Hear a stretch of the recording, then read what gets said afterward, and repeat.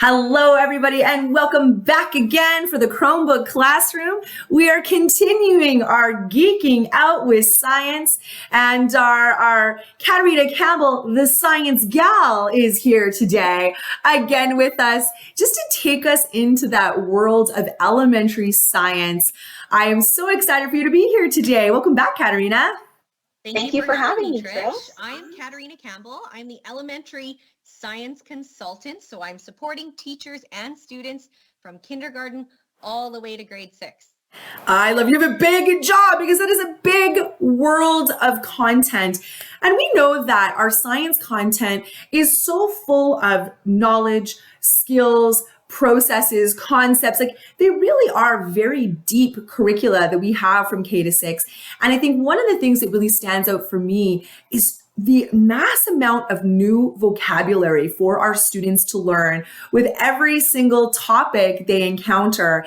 And, instead of just looking at, memorizing that vocabulary, just a straight up definition of that vocabulary, you want to talk to us today about why are the words so important? Why is vocabulary so important in science when we're exploring these new concepts?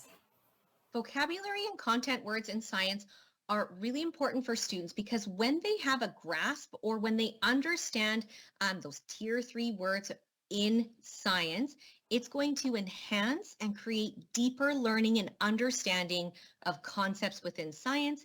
It's connected to real world phenomena and how the world works around us. So we want to give students additional tools in understanding how things work. And with that comes our vocabulary.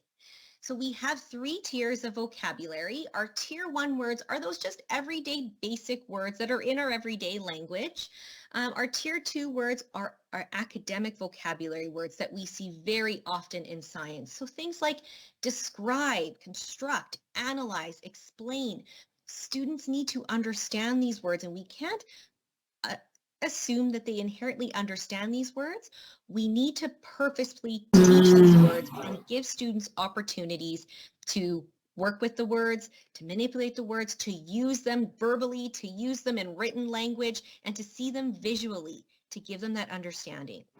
The last tier are our tier 3 words. Those are our content specific words. And those are the words that we're going to be incorporating into a science digital word wall today. These words are content specific. So when you think about the content specific words in science, we're going to think about a topic. So for example, in grade 2, we have the topic of hot and cold. Some of those content specific words might be things like temperature, right? Heat, thermal, things like that. So we want to think about those content specific words that are related to our topics in science. So a couple of things when we're teaching vocabulary words or those content specific words in science is that we want to make sure that students have repeated and purposeful exposure to those new words. Maybe we're reading a read aloud or a picture book about temperature in science to those students. Take those opportunities for those read alouds to have discussions about what those words mean. Get students to talk about it, have those conversations about vocabulary words. You can explicitly ask students, what do you think this word means? What do you think it might look like if we write it down or if we draw a picture of it? Gauge their understanding of what the word is and then expose them to those words over and over again.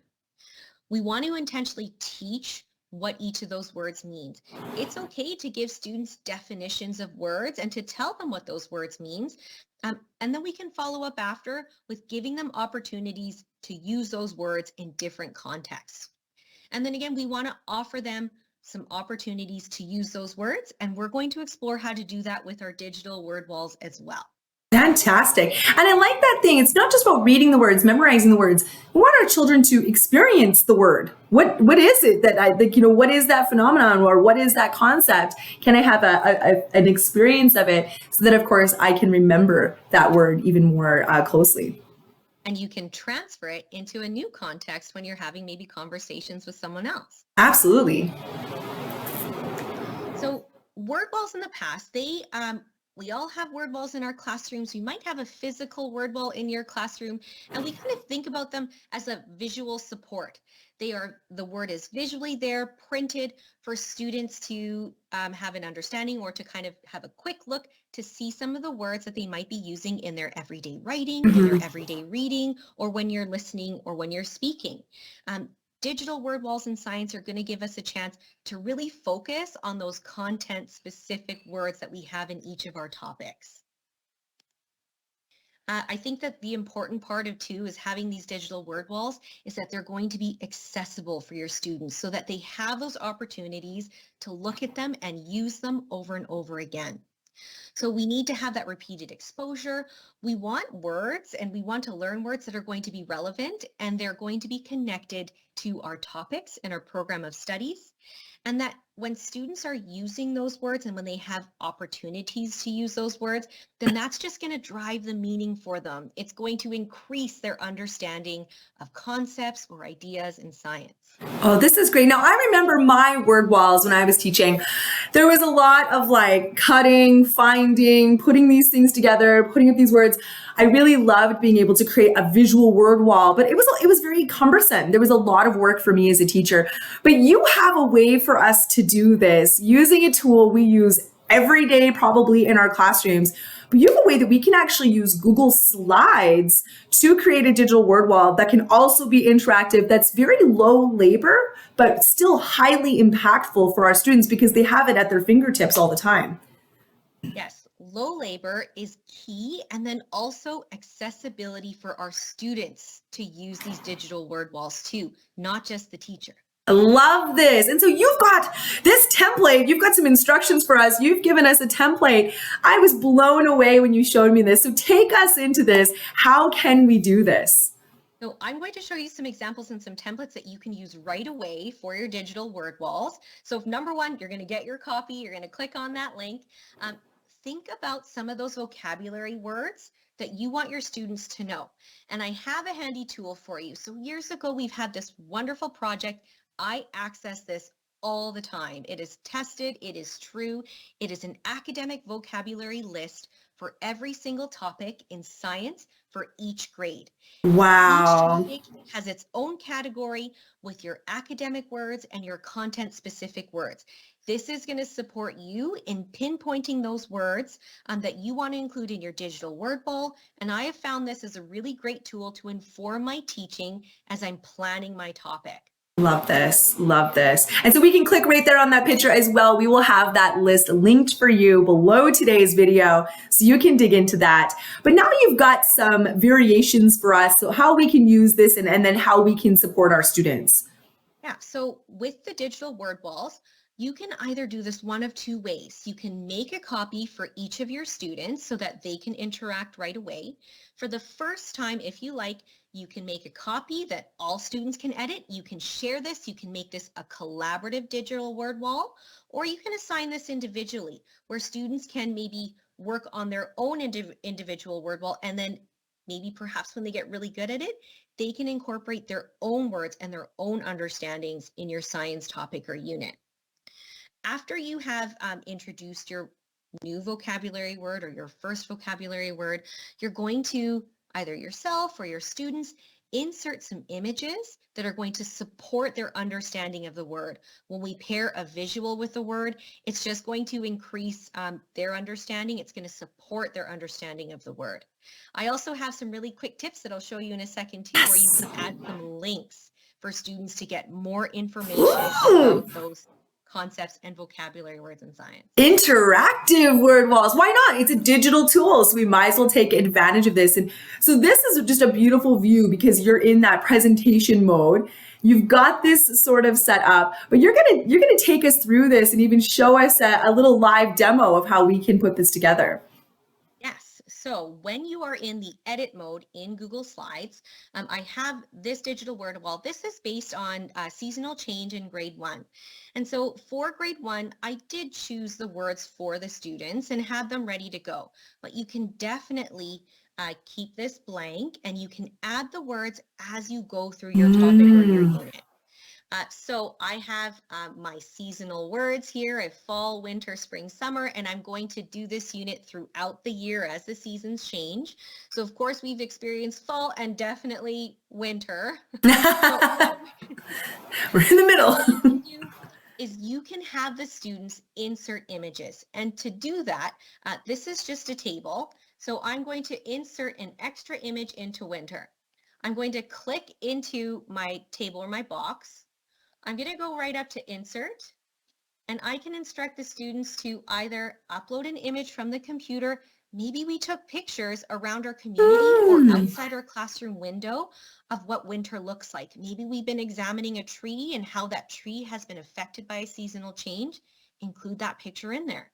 Or of course, you can get students to get an image from the web. So when I click on search the web, I can click right away in my search bar, winter. This is great. And what it's opening is it's opening up a Creative Commons copyright free Google search because you're inserting the image from within the tool. So you can be confident knowing that all of these images you're finding, you're allowed to use for education. You know, we're not just stealing those images off of a standard Google search. So this is such a great digital citizenship example for our students too. And Trish, also, you can have this displayed on your smart board. So you can have this open on your desktop computer. Then you can utilize that teacher Chromebook, have this Google slide open on your teacher Chromebook as well. Yes. And then you're sliding in beside your student. Maybe you're modeling for them how to insert that image. So Love you're that. modeling and you're giving them those tools to do it on their own independently later. What came out of this as well are some really great discussions about the images that show up in the search bar. Well, what kind of picture would be appropriate to show a visual example of winter? Get them to talk about why they're choosing that picture. So I'm going to choose this one because I see snow falling on trees. I'm going to click insert at the bottom. My image is going to show up really big, but that's okay. What I tell my students is I'm going to make sure that I see the blue squares and the blue highlight around my picture, and I'm going to just grab a corner and I'm going to drag it so that I can make it smaller, and it now fits in the box. I also love shortcuts. Control-Alt-J and Control-Alt-K will resize your image without dragging. It's so fun. Yes, and it's just like do do do do. Control-Alt-K, Control-Alt-K. Love it. Love it. Thanks, Trish. So now I have these multiple images that are going to increase students' understandings of winter. What I like to do as well is that to make the connection to home, to make the connection to maybe some independent activities, if your students have Chromebooks, is that I can insert links right onto my image. Yes.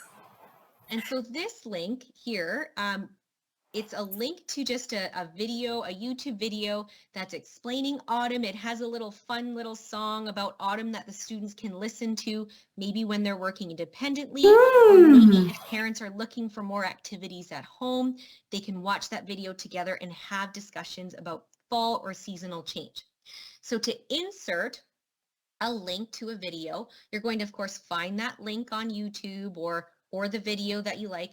Oftentimes, I've also created my own videos. Right. And then put those right as link into the images for kids to watch again. So when you have a link, you can just right click.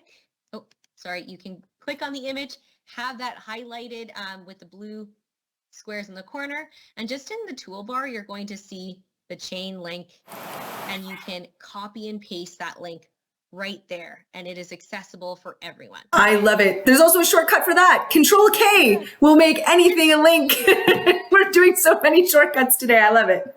Yes, I love shortcuts. You know, what's great about this, I'm wondering, Katerina, I noticed one of the things when you're saying, insert image, one of the options is camera. And if the students are using their Chromebooks or you're on the teacher Chromebook, you could also have those physical examples in your class. Maybe you did a lab, maybe you did, something very hands-on, and the students could actually use their Chromebooks to take a picture of that and insert it right into this as well. It's sort of like evidence of that piece of vocabulary, right? Yes, absolutely. So if you were an example teaching in a grade 4 classroom, you might be exploring wheels and levers. You can create those different, you can have students interact with gears, you can have students interact with different levers or even the pulley systems. Get them to take pictures of that with their Chromebook, and then you can place that into the digital word wall. They have a lived experience, and then they're making a connection to those words that you're exploring in your topic. I love that. My mind is spinning here. I'm like, we could even like just insert a video right on this of a kid talking about it. And like, there's so much potential here for any ability of student. Another tip that I have for you.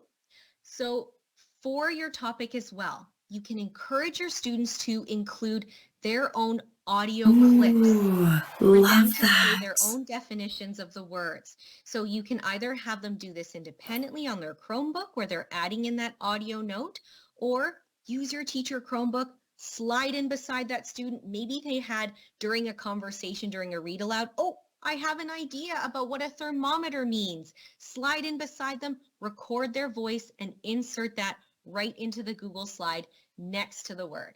What a great tip, because Google Slides, we can use images, audio, video, the trinity of learning support for our students with all different, and we can't do this on a bulletin board in our classroom. No, and you definitely can't do gifs on a bulletin board. That's right. So to take this digital word wall further, because the important thing with our digital word walls is that we are revisiting the word walls. We are coming back to it so that students get that repeated exposure, and it doesn't just become a document that's sitting in your Google Drive or your students' Google Drive. We want them constantly interacting with these words and working with the words. So a way to take it further is you can definitely take a copy of this, but I just took a snippet of the words that I had in my table, and I turned this into a concept sort. I included some images. I got some of the students to help me with those images, or I took the images right from the digital word wall itself, and then I made this an interactive activity for students so that they can sort the pictures and put them under the appropriate headings. What a great idea. And how easy. Again, we're not having to cut up all that time cutting things up, making Ziploc bags. We know the power of vocabulary and image sorts. Because that's coding that in my brain. That's putting that in my long-term memory. What a great way to do this. Okay, and here's another example for grade 5. So again, there are links to different videos that you might have shown previously in class that students can revisit and watch again. Multiple images will support student understanding of the vocabulary word or the content that you're putting in your science digital word walls. Again, we can do more concept sorts to really deepen that understanding of those words. And to follow it up, we can take this even further by making an interactive game where you're working with peers. So we're getting peer-to-peer collaboration. We're bringing back that talk and that communication in our science classrooms. So I like to have students open up their digital word walls. They can share a copy. So you can assign a copy of a completed word wall to 2 students, or they can just make their own copies and have it ready. But I like to have them use their Chromebooks battleship style. Have them back to back. They're going to open the same document that they are able to edit. And what they're going to do is they are going to utilize these little magnifying glasses. Partner A is going to highlight a term, a word, and ask maybe some prompting questions to their partner. Okay. What does this word mean? Can you make any connections to weather? Can you make any connections to climate? Then they're having that peer-to-peer talk. You can take turns. So you could definitely slide in beside and move the magnifying glass to your own word and get students on the spot to tell you their understanding of the word. And there you also have a piece of assessment or an understanding of what your students are gaining from your science topic. That is such a great way to make this even more interactive. And like you said, to take the word wall and not let it say static. It's not like laminated and left. We're keeping this going. It's a living document. This is so exciting. And I just love that you've created this template for us. You've got some final tips for us for word walls before we wrap up today. And what are those for our teachers?